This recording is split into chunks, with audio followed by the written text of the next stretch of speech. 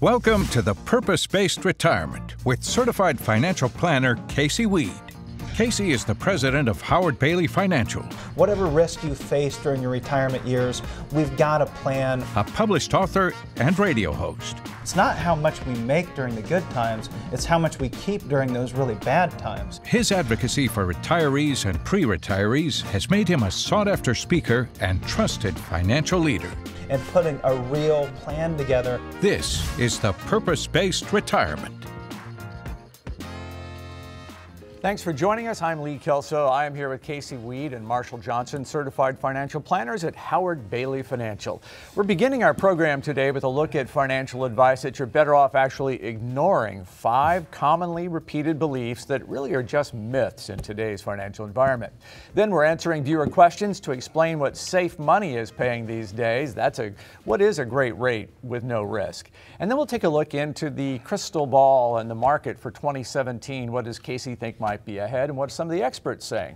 All of that's to come. Let's get started here with the 5 financial myths that you really are better off ignoring. Some of these are kind of surprising because they're kind of old saws that have been around forever. Right. Yeah, and I think some of them are, maybe they did have validity at some point, and maybe some of them still do carry some validity to them. However, they're overused, they're oversold, they're used quite often as more scare tactics or tactics by brokers or advisors or Wall Street to get you to invest more in the market, and it's just been a little twisted, I think, over the years, and we need to clarify for you at home and for everybody that's listening and watching.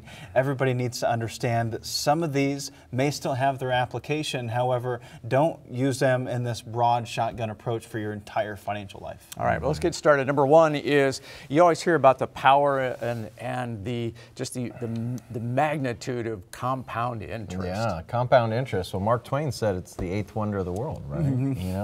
And he's right. Compound interest is amazing, especially if you start young, if you start in the 20s and consistently saving. But the key there is saving, not just putting away a little bit and hoping that all those compounding pennies create a fortune. If you haven't started saving at 45, compound interest isn't going to save your retirement. You need to do more than just focus on compound and I can say, most of the people that I meet with, it's not compound interest that made them rich or got them to retirement to where they would be able to live a successful retirement. It was saving and minimizing their expenses, protecting what they had and not risking more than they could afford to lose. I mean, much like my grandparents, my grandfather Howard was born during the Great Depression, and then he went through a period of time in his life where he had some rough financial times. And so as a result of all those experiences he had, he never owned a stock, he never owned a bond, he never owned a mutual fund, never had a credit card, never had a mortgage.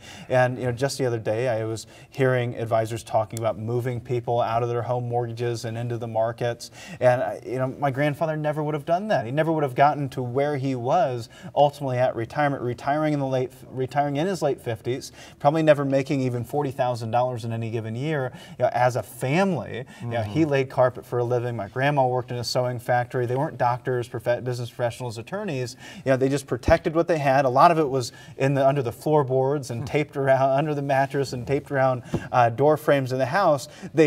They didn't take a lot of risks. They didn't experience this compound interest. However, they were still able to retire in their late 50s, and they left behind around $1 million to my dad and his sister. And that's something I think we've lost touch with over the last 20 or 30 years because we've been brainwashed that we can get this compound interest. All we have to do is buy a good S&P 500 index fund, and everything is going to be perfectly fine. There's a lot more to it than just that. There's some wisdom in that. Warren Buffett knows what he's talking about there. However, there's more to it than that. It's about having a plan and making sure you're on the right track. Okay, myth number 2, ditch the latte and you're on your way. Yeah, right. You hear this one all the time, right? Okay, if you can just big financial celebrities want to talk about cutting that latte out or cut out your daily coffee, and all of a sudden you're going to have a beautiful retirement just because you saved yourself a couple bucks a day, and that's just. I think it's a little oversold. I mean, yes, watch your expenses, just like we said with the previous myth. Yeah, watch your expenses, don't overspend, but a couple dollars a day isn't going to get us too far. I mean, if we buy a coffee that's $3 a day, you get it get that coffee every single day, $365 a year. So you're not getting maybe the venti at Starbucks, but you're getting the smaller one. I don't know which one that is, but let's say you're getting the tall. I always get confused on those. So you get the smaller coffee. It's $3 a day, but it's still expensive, right? You do that every single day for 365 days at 4%. $3 a day is going to turn into 60 grand in 30 years. At 7%, it's going to turn into $100,000 in 30 years. That's not going to get you very far in retirement. However, had you maybe taken that cup of coffee and done a budget and really taken a hard look at your finances, you might be better off drinking the coffee, keeping those caffeine levels up, and taking a bite out of something that's much bigger in your finances, like your mortgage, for instance. Yeah, right. You're carrying a $500,000 mortgage through retirement. That's that extra $100,000. It's counterproductive. Focus on, it's the little things though, right, Casey? Those little hinges swing big doors, but don't assume that just cutting lattes out is going to solve all the problems. If we followed the rule of thumb instead that we should never have a mortgage that's more than twice our annual gross income, $50,000 income, shouldn't own more than a $100,000 house, that's going to get you a heck of a lot further. Sure.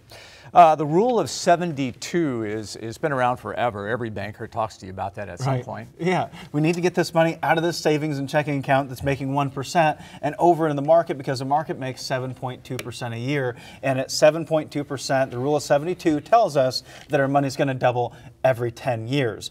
The problem with that is that the market is not a linear equation. The market doesn't move in a straight line at 7.2% every single year. Those peaks and valleys can really drag down that 7.2% to something that's significantly lower. And I've got a chart that can illustrate that for us. This shows us a $10,000 investment that was made over 30 years. At 7%, that $10,000 would turn into $80,000. And that takes us to the peak of this red line all the way up here. However, the real returns of the market result in this blue line over here. Those fluctuations didn't create this exponential growth, but instead took that 10,000 and turned it into 40,000 over 30 years starting in 1965. And that's an effective return of more like 4.5%. Back in 1965, we would have been better off buying a 30-year bond for double digits and just holding on to it for 30 years. Sure. This is why I think it's always important to make sure you focus on protecting yourself against the downside and getting some of that upside. But making 4 to 6% without worry about major losses in retirement can give you a better peace of mind than hoping that you're going to get 6 to 10% and then losing 20 or 30% next year. So the next myth that we want to blow up for you here is the rule of 100, which essentially says I'm going to be 60 this year, so I should be 60% in fixed investments, 40% in stocks. Yeah, I think that's the quickest one we want to blow up. I mean, if you've caught our shows or our program, we've talked about this quite a bit on how, we have to look at things a little bit differently, because that rule of 100 said if we're 35 years old, we should have 35% safe. If we're 65, we should have 65% safe. Well, that is a declining amount of equities, and what we found, Casey Weade, is that does not often end up in the best results. We may want to focus on retirement rather than our age, because the closer we are to retirement, just as Casey showed us on that chart, we have no control over where the market's going to go. Exactly. And so we want to be more conservative at the start of retirement. So throw that rule of 100 out. Yeah, it has more to do with your purpose of that life savings. What do you want that money to accomplish for you during your retirement years? What's the goal with that money? Is it for income? Is it for long-term growth? Is it for estate planning? Is it for tax planning? Let's identify the purpose, because we have to focus more on the liability side of the balance sheet rather than the asset side once we step into retirement. Recognize, for instance, I had a gentleman that I worked with that was getting ready to sell his business. Now, he was following the rule of 100. He came in and said, I don't want to have more than 40% of my portfolio at risk. I said, well, why is that? He said, well, I'm 62, then I should have about a 60-40 portfolio. However, he had a business that was worth about $1 million and he had a $600,000 investment portfolio.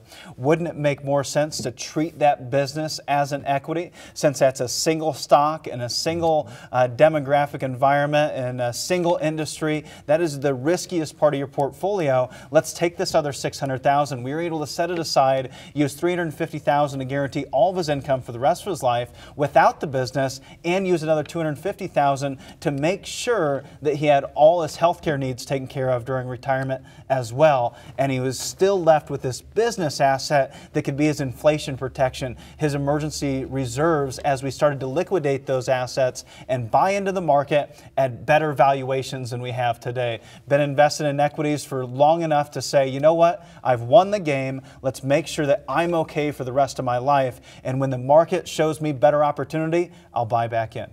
We need to move quickly here through the fifth myth, and that is stocks always outperform bonds. No, I mean, if you're talking about a 30, 40, 50, 60-year period of time, sure. But if you're looking at short-term periods of time, there's been periods where bonds have done better than stocks. Just don't use this rule. Look at the PIMCO Total Bond Return Fund from 1980 to today, and you're going to see that that's not always the case. Different types of equities, different types of fixed income, different types of investments perform better in different types of environments. I mean, for instance, you hear the same thing about fixed indexed accounts or fixed indexed annuities. I've sat down with people that have seen 10 to 15% returns in their fixed indexed annuities, sometimes beating the stock market and beating a lot of major mutual funds over the last 12 months. Does that mean that they're always going to beat the market? Not necessarily. We're probably looking at something that's a little bit lower than the market long term, but right now it's better. This is why we diversify. All right. We got to move along here, but before we get to viewer questions, we want to let you know about an opportunity here. For the next 5 callers, we're going to custom design for you an easy to understand financial review. No obligation, no cost for this initial review. In this review, we'll run a fee report to help you untangle what it's costing you to work with your current planner or advisor. We'll do a tax analysis to show you that you could possibly pay less in taxes. We'll do a portfolio risk review to uncover unnecessary risks you may be taking with your nest egg, and create a customized lifetime income plan using proven strategies and techniques that could turbocharge your retirement.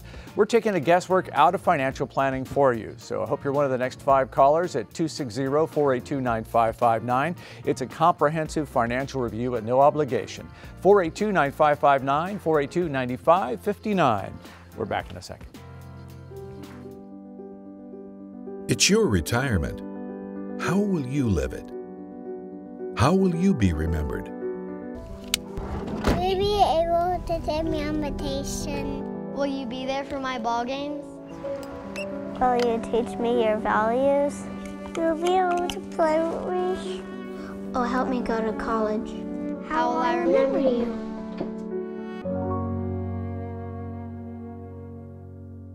You need a plan for retirement to create the lifestyle you've always dreamed of. The first step is to tune into the Purpose-Based Retirement Radio Hour with your hosts, Casey Weade and Marshall Johnson, every Saturday morning at 11 and Sunday afternoon at 1 on 1190 WOWO and 107.5 FM. It is viewer question time. Let's get right to Decatur and Darlene. Go ahead, Darlene. Casey, thank you for taking my call. I hear advertisements saying I can safely make 8% or more safely. But my broker just laughs at the mention of it. What are the safe rates that are available today?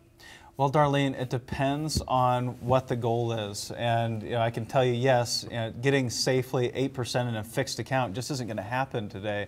And I think there's some deception that's going on out there when it comes to, hey, you're going to be able to get 8% guaranteed for your lifetime or get 8% fixed, because that's not really what's going on there. If we look at fixed rates today, you can just look at what a safe instrument is. A safe instrument is either backed by the FDIC or backed by some type of legal reserve system where it receive some type of protection or backing. Maybe they've got reserves, maybe it's backed by FDIC, whatever it might be. If we look at fixed income or bonds today, a 10-year treasury might only get us closer to around 2%. And that is something that would be generally regarded as safe. A CD generally regarded as safe for 10 years. Maybe we're getting as high as 3%. A fixed annuity, maybe we're getting as high as 3.5% to maybe creeping into that 3.7% range. If you start talking about 8% growth rates, these things might be referring to something like an income guarantee, which we use from time to time. If someone doesn't has some cash, maybe you're not going to retire for 10 years,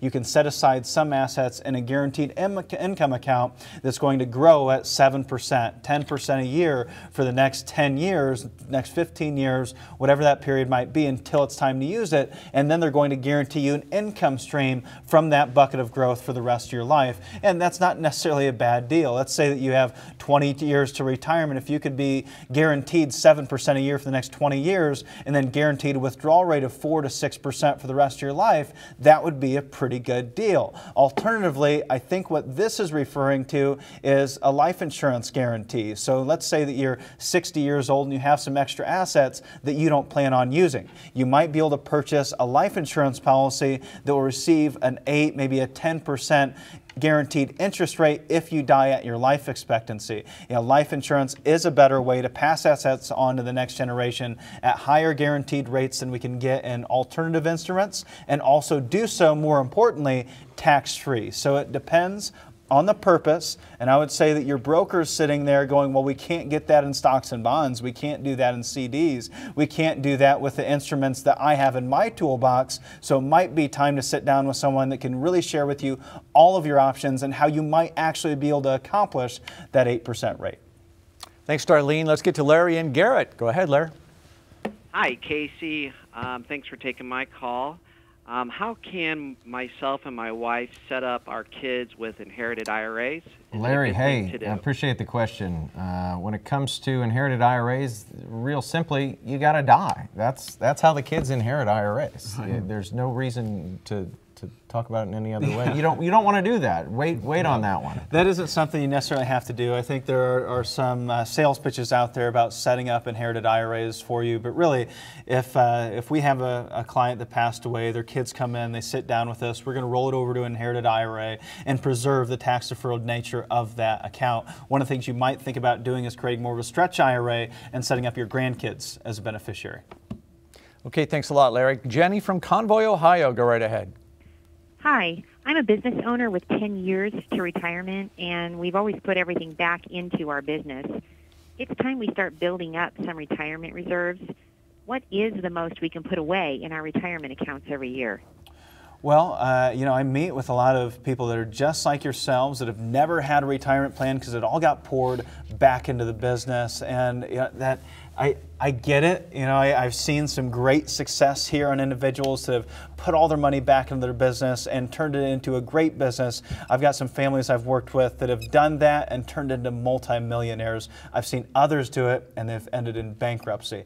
I think it's always about taking a risk. However, it's a measured risk. You know how much risk you're taking and you know you're going to be okay whether the business is there or not, and you have to start building that from day one. I'm glad you're not doing it at the last day before you step into retirement. We still have some time to begin to set some of these dollars aside, but we have a short period of time. And so we might have to look into some alternatives to a traditional 401k plan. A 401k plan is going to allow you to put away $24,000 a year if you're over the age of 50. Now, if you have a 401k plan with a profit sharing plan, you might be able to put as much as $60,000 away per individual. A SEP or an SEP might be a great option for you if you don't mind making allocations to the other employees, or maybe you're a single business, it's just you and maybe your family members that are part of that and you don't mind putting dollars away from them. If you do a SEP plan, you can put as much as $54,000 away into that plan, or up to 25% of your annual income. Now, a cash balance plan might be your best bet though. You can put almost $150,000 per year on a tax-deferred basis into a cash balance plan, and that's a buttload of tax savings. Wow. Casey, the other thing is, what are we going to do with the business? What's the exit strategy with the business? So a lot of business owners we work with, are you going to continue to receive income from the business? Do you still own the property or the real estate? Are you going to receive some rentals? There's a lot of different ways to structure your exit strategy to make sure that helps provide for you in retirement. But Casey, you nailed a lot of them there, and it's all about taxes. But don't forget about saving outside of those qualified retirement accounts, because we don't want to be hamstrung by just taxable income in retirement. So have some of those after-tax. We don't want to be owned by Uncle Sam, right? We want some tax-free opportunities. So you want some flexibility, move and adjust, that can be done. Right? Thanks for your call.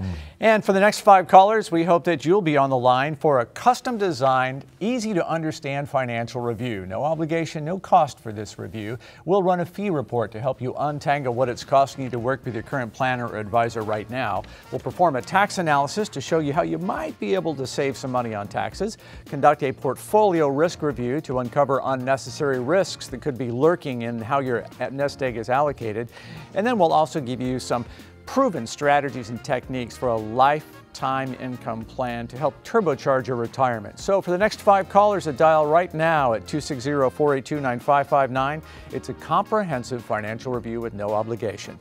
482-9559. Okay, here's our question of the day. What is the average consensus from Wall Street on where the S&P 500 will land by the end of the current year? Is it 2,500? Maybe all the way up to, what is that number, Casey? I can't read that. 2,400, 25? 2362, or 2,300? There you go. So lots of choices for you there. Glasses. That's what it is. We'll have the answer when we come back. Hi, I'm a certified financial planner practitioner. Are you one of the lucky few that will still carry a pension into retirement? Is your company offering you a buyout or a lump sum pension option? If you're seeking independent, unbiased advice from an advisor that can inform you about all of your options, then look no further. You deserve a lifetime of financial confidence due to a lifetime of income. And at Howard Bailey Financial, it's our goal to help you achieve that. If you'd like to see how a CFP professional can best serve you, give us a call today. You need a plan for retirement to create the lifestyle you've always dreamed of. The first step is to tune into the Purpose-Based Retirement Radio Hour with your hosts, Casey Weade and Marshall Johnson, every Saturday morning at 11 and Sunday afternoon at 1 on 1190 WOWO and 107.5 FM.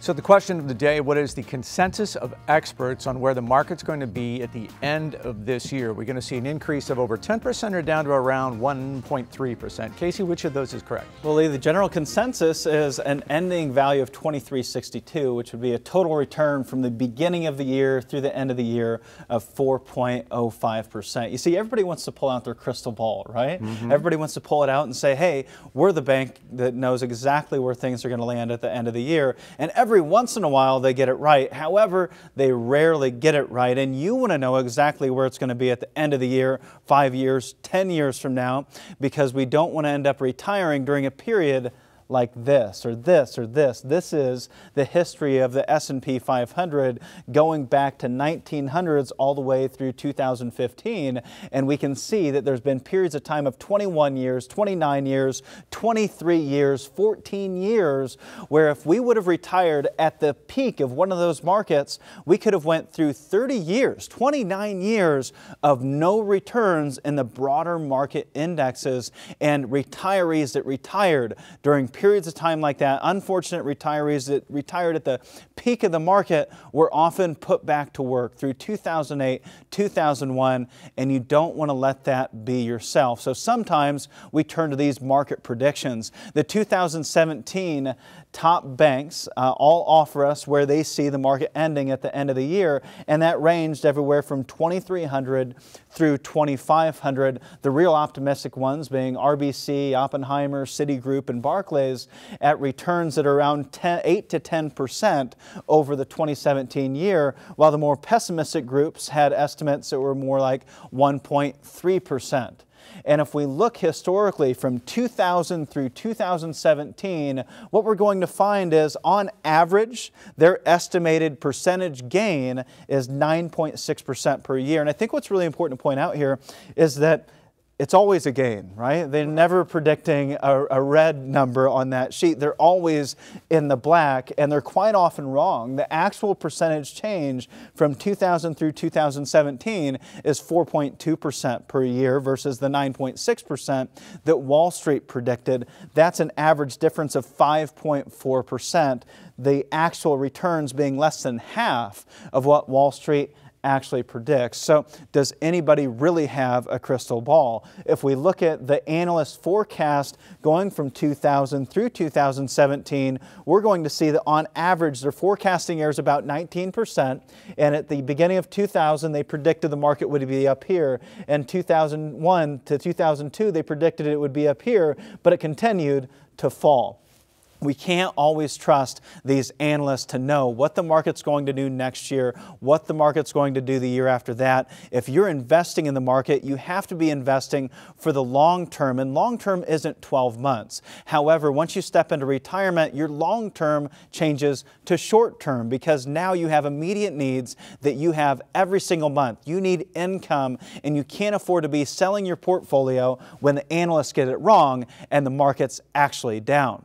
One of the most interesting charts, and I think if you don't get anything else out of today's show other than just this one single takeaway, I hope you pay close attention to what we're looking at here. Here we're looking at the S&P 500 from 2000 through 2015, 2016. This takes us to June of 2016. The market's at about 2,200 points, and it shows us based on historical valuations, CAPE and PB ratios, where historically where the market is today, what those range of returns could be over the next 15 years. Over the next 15 years, on average, our 2,200 valuation might turn to 4,400. However, it could be as low as 1,500. So we could go through 15 plus years of negative returns. Alternatively, it could be as high as 9,200. If you can't afford that level of risk, then why are you taking it? With any type of strategy, you should hope for the best and plan for the worst. However, you have to ask yourself, are you hoping for the best and planning for your best? In other words, do you need the markets to do consistently well for your retirement plan to succeed? Ask yourself that question. If you say, I need 5% per year in order for this retirement plan to work, what happens if we get 3%? Or what happens if it's not 5% in a straight line in a linear fashion? What if the markets do what they've always done and they ebb and flow? When we go through these peaks and valleys, what are you going to do in those valleys? And if you don't have a plan for that, then you don't have a real retirement plan that covers all of your bases. It has to be comprehensive in nature, and rather than just focusing on the assets that you need to save for retirement and what rate of return that you need to get every single year, imagine knowing that you've got a strategy for emergencies. If the kids need to borrow some cash and the market's down, you've got a strategy for that because you've taken that portfolio of mutual funds and you've split it up from emergency money to income, knowing you have not enough income to last the rest of your life, to growth, knowing you have increasing income during your retirement years for inflation, and what's left over is paid to your estate because we've got a tax strategy that makes sure Uncle Sam gets disinherited, and we also are going to have some assets that protect us against major healthcare expenses during retirement. That's comprehensive planning. And that is the whole theory behind a purpose-based retirement, right? All of your assets have a purpose for the needs of your life. Exactly, and not all of those purposes can be satisfied with one financial vehicle, that mutual fund or that stock or that annuity or whatever that one investment is you're being pitched. Right now, I'm telling you there is not a one-size-fits-all. There's no silver bullet for your retirement years. But there is a first step down that path, and that is available to you right now if you're one of the next 5 callers. We're going to design for you an easy to understand custom financial review. No cost, no obligation involved. We'll run a fee report where we'll help you untangle what you're paying now to work with your current planner or advisor. We'll perform a tax analysis to show you how you could potentially cut your tax costs. We'll conduct a risk review to uncover unnecessary risks you may be taking with your nest egg and create a customized lifetime income plan using proven strategies, proven techniques that could really turbocharge your retirement. We're taking the guesswork out of financial planning for you. If you're one of the next 5 callers who dial right now at 482-9559, a comprehensive financial review with no obligation. 482-9559, that's 260-482-9559. We hope that you'll be back and join us again next week. If you'd like to order a copy of Casey's book, you can always go to thepurposebasedretirement.com. And also, we hope you'll give us a call at 482-9559 anytime this week.